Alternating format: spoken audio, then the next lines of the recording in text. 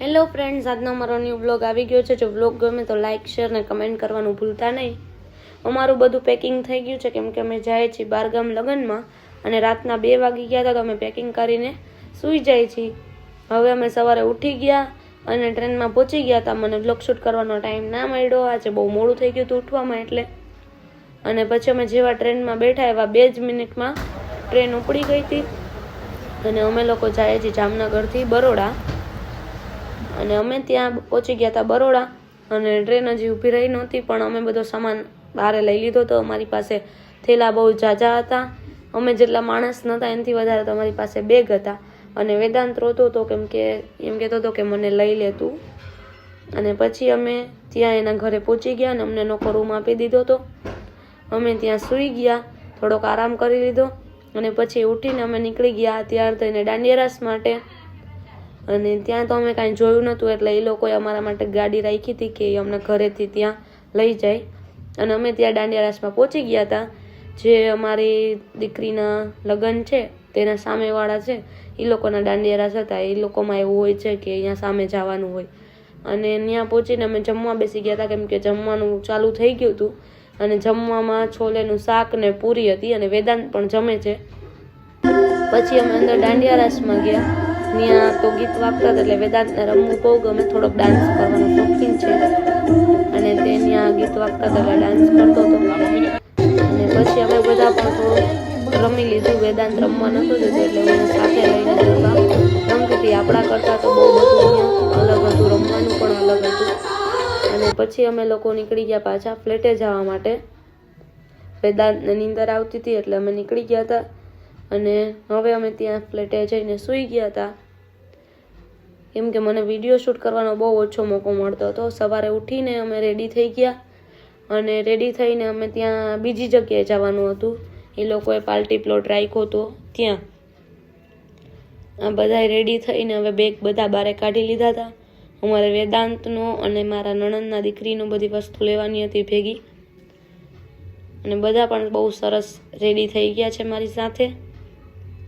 અને અમે બસ હવે પહોંચવા ઉપર જ છીએ ત્યાં. અને ત્યાં પહોંચીને અમે બધું બહારનું ડેકોરેશન જોયું તો મેં કીધું થોડોક બહારનો બી વ્લોગ શૂટ કરી લઉં. આ બધું ત્યાંનું ડેકોરેશન છે અને અંદર પણ બહુ સરસ ડેકોરેશન કરેલું છે. ત્યાં બરોડામાં કૈલાસ પાર્ટી પ્લોટ આવેલો છે ત્યાં રાખેલું હતું તેને. ફેરા અને પીઠી ને જમણવાર ને બધું ત્યાં જ હતું. અને પછી અમે અંદર ગયા તો મારા દેર મળી ગયા તેની યાર થોડોક વ્લોગ શૂટ કર્યો. અને ત્યાં અંદર પીઠીની ને બધી રસમ ચાલુ હતી અને બારે આ બધું છે તે ફોટો માટે એ લોકોએ રાખ્યું હતું, પીઠીના ફોટો માટે. પછી અમે બારે આવીને નાસ્તો કરવા બેસી ગયા કેમ કે અમે ઘરેથી કાંઈ નાસ્તો કર્યો નહોતો. અને ત્યાં ખમણ ઢોકળા હતા એ પણ જામનગર કરતાં બહુ અલગ હતા. અને હેમાંગી છે અને સામે બેઠા એ મારા બીજા નણંદ છે, એને તમે પહેલી વાર બ્લોગમાં જોયા હશે. અને પછી અમે ત્યાં ગયા પીઠીની રસમ કરવા માટે. એ પણ આપણાથી બહુ અલગ હતું. એ મને આવડતું હતું નહીં તો પાછળ જે બેન બેઠા હતા એ બધું મને શીખવતા હતા કે કેવી રીતે કરવું. અહીંયા આપણે જામનગરમાં જે રીતે કરે એનાથી બહુ અલગ હતું. અને પછી એ બધું કરીને અમે બહાર ગયા તો તેના ઉતાળ પક્ષવાળા હતા એ મામેરા ભરતા હતા તો ઢોલ વાગતો હતો એટલે વેદાંતને રમવાની ખૂબ મજા આવતી હતી. બધા તેના દીકરીના નાની ને નકરના બધા હતા. પછી અમે અંદર આવીને એસીમાં બેસી ગયા હતા. બહાર બહુ તડકો હતો, શિયાળો હતો તોય ત્યાં તો ઉનાળા જેવો તડકો હતો. અંદર આવ્યા તો જોયું કાંઈ ગ્રહ શાંતિની વિધિ ચાલુ હતી. એનામાં તો કંઈક અલગ જ હતું બધું. પછી વેદાંત એના પપ્પા બે આવ્યા. એના પપ્પાએ એના માથામાં ફૂલ નાખી દીધું હતું તે રમતો હતો. અને પછી અમે ત્યાં વિડીયો અને ફોટા બે પાડ્યા. અને પછી અમે બધા બેસી ગયા હતા જમવા માટે. જમીને અમે ઘરે જવા માટે નીકળી ગયા હતા. ઘરે પહોંચ્યા તો જોયું બારે બહુ ઘણા બધા વાંદરા હતા એટલે અમે બધા વાંદરાને જોતા હતા. તે બેન હતા એને પકડતા હતા. પછી અમે સાંજે રેડી થઈ અને નીકળી ગયા ત્યાં બહાર જવા માટે. સાંજે કાંઈ કામ હતું નહીં તો અમે બધા ત્યાં ફરવા માટે ગયા કે આજુબાજુમાં થોડેક સુધી ફરી લઈએ એમ. અને ત્યાં થોડીક દૂર જ હતું જે મેલડીમાનું ફેમસ મંદિર છે. અમે ત્યાં મેલડીમાના મંદિરે ગયા હતા દર્શન કરવા માટે અને તમે પણ મેલડીમાના દર્શન કરી લ્યો. પછી અમે ત્યાંથી બહાર નીકળ્યા તો જોયું કે સ્ટ્રીટ પર આવું બધું વેચાતું હતું. અમે પણ થોડુંક લઈ લીધું અને ત્યાંના ફેમસ કોઠીમડા છે.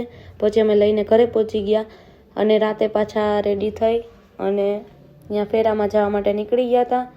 ત્યાં પહોંચીને બધું અમે જોયું. ત્યાંનું રાતે બહુ અલગ જ ડેકોરેશન ને બધું હતું. અને પછી હું બેસી ગઈ હતી જમવા માટે. મને ભૂખ લાગી હતી ને વેદાંત પણ મારા ભેગો હતો એટલે મેં વેદાંતે જમી લીધું. એ બધાએ જમ્યું નહોતું, એ બધા બાકી હતા. પછી અમે ફેરા થતા હતા ત્યાં બેઠા હતા. હજી તો જાન પણ આવી નહોતી એટલે બધા માણસો બેઠા હતા ત્યાં અમે બેસી ગયા હતા. પછી થોડી વાર રહી અને જાન આવી. પછી અમે બ્રાઇડને એની પાસે અંદર રૂમમાં ગયા હતા અને એ બે મસ્તી કરતા હતા ત્યાં તમે જોવો છો વિડીયોમાં. પછી જે અમારા વરરાજા છે તેની ખેસ સરખી હતી નહીં તો મેં એની ખેસને સરખી કરી દીધી, ગોઠવી દીધી હતી સરસ મજાની.